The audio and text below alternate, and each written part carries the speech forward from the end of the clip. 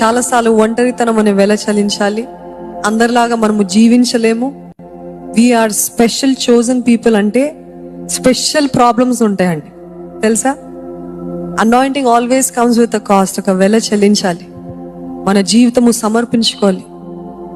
ఎన్ని కష్టాలు వస్తాయంటే అభిషేకించబడే వారికి, అభిషేకించబడిన వారికి, అభిషేకించబడాలని ఆశపడే వారికి, మీకు ఒక థ్రెషోల్డ్ వరకు మీరు తట్టుకోగలుగుతారేమో అప్పటి వరకు. కానీ నాకు అభిషేకము కావాలంటే మొట్టమొదటికి అభిషేకం కంటే ముందుగా కష్టం ఉంటుంది, ప్రయాసం ఉంటుంది, అవమానాలు ఉంటాయి, నిందలు ఉంటాయి, బాధలు ఉంటాయి. ఎప్పుడూ జరగని పోరాటాలు మీ జీవితంలో అప్పుడే జరుగుతాయి.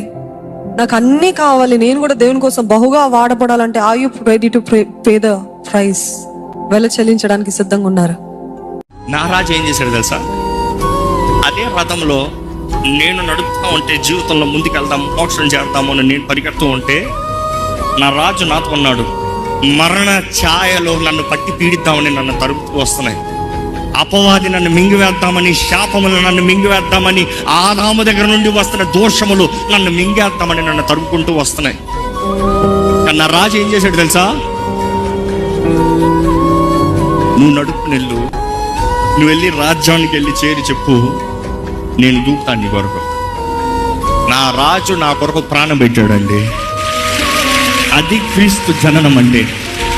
మన రాజు మన కొరకు ప్రాణాన్ని పెట్టి, మన స్థానంలో ఆయన మరణించి మనకి మోక్షాన్ని ఇచ్చాడు. Today we celebrate is because my king has come down to this earth to give his life for me. That is the reason. అది క్రీస్తు జననాన్ని జ్ఞాపకం చేసుకుంటాం. నన్ను విడిపిస్తానికి, పాపపు అధికారం నుండి, పాపపు ఛాయల నుండి, మరణ ఛాయల నుండి, అగ్ని గుండము నుండి, నిత్య అగ్ని నుండి నన్ను తప్పిస్తానికి నా రాజే నా కొరకు వచ్చాడు. నా రాజు మాత్రం కాదు, ఇందాక మీరు చదివినట్టుగా సృష్టికర్త తానే వచ్చాడు. నన్ను తప్పిస్తానికి సృష్టికర్త తానే వచ్చాడు. అది క్రీస్తు ఆరాధన. అందుకని మీ వర్షిప్. 2025లో అడుగు పెడుతున్నాం, హ్యాపీ న్యూ ఇయర్ అని చెప్పుకున్నంత మాత్రం నా హ్యాపీ అయిపోదు. మనలో లోపల నుండి ఒక నిశ్చయత మూలంగా కలగాలి హ్యాపీ. ఒక వ్యక్తికి ఆనందం ఎప్పుడు కలుగుతుంది?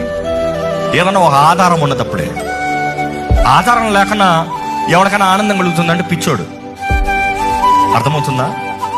నీవు ఆనందపడుతున్నావంటే ఒక కారణం ఉంది. There is an evidence. నీవు ఆనందపడుతున్నావంటే ఒక నిశ్చయత ఉంది. ఎవరో ఒకరు వాగ్దానం చేశారు, ఎవరో ఒకరు సహాయం చేశారు, ఎవరో ఒకరు మాట ఇచ్చారు, ఎవరో ఒకరు అండగా నిలబడ్డారు. ఏదో ఒక కార్యం, ఒక రుజువు ఉంది. ఈరోజు ఎంతో మంది కేవలం హ్యాపీ హ్యాపీ అనుకుంటున్నాం. మరలా వెళ్ళి అదే ఒంటరి బ్రతుకు, అదే చేతకాని బ్రతుకు, అదే ఓటమి జీవితం, అదే పొరపాటులో, అదే తప్పుల్లో జీవితాన్ని కొనసాగిస్తాను చూస్తున్నాం.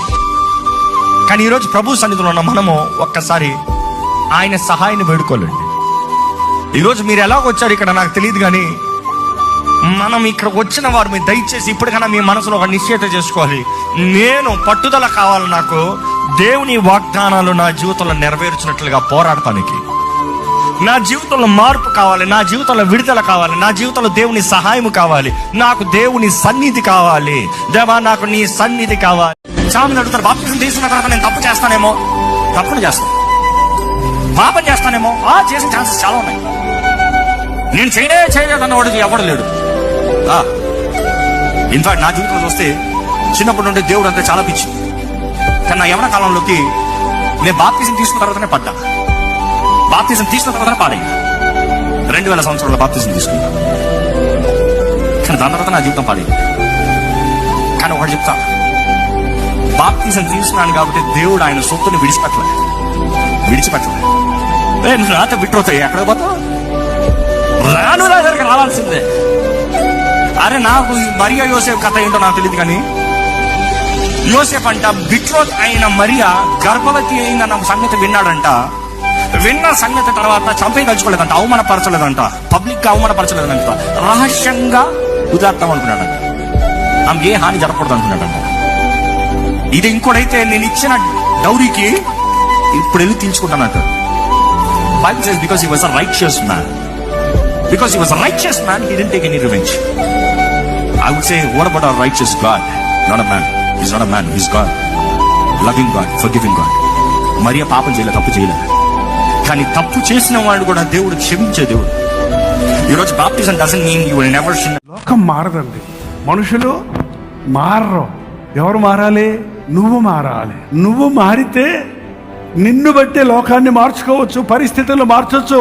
నీవు మారాలంటే నీ అంతటా నీవు మార్చుకునే శక్తి నీకు లేదు. నిన్ను మార్చే ప్రభువు చేతులకు నిన్ను నీవు అప్పగించుకోవాలి. గోతులో పడ్డోడు జుట్టు పట్టుకొని పీక్కుంటే పైకి వస్తాడా? పైకి రావాలంటే ఏం కావాలి? పైనున్నవాడు ఆయన్ని పైకి లేపాలి. అందుకే బైబిల్లో మళ్ళీ మళ్ళీ చెప్పబడి ఉంది, నీ చేయి పట్టుకొని నేను నిన్ను నడిపిస్తా, నీకు సలహాలు ఇచ్చి నేను నడిపిస్తా, నీ తోడు నేనుంటా. నేను చెప్తున్నాను, ఇవాళ దేవుడిచ్చే ఆశీర్వాదం 365 రోజులకి, సంవత్సరం అంతటికి కాదు, ఈ రోజుకు మాత్రమే, ఈ సమయానికి మాత్రమే. నెక్స్ట్ మినిట్ నీకు ఆశీర్వాదం కావాలంటే, మరుక్షణం నీకు దీవెన కావాలంటే, మరుసటి రోజు నీకు దేవుడి దీవెన ఆశీర్వాదాలు కావాలంటే ప్రభువు నీతో ఉండాలి.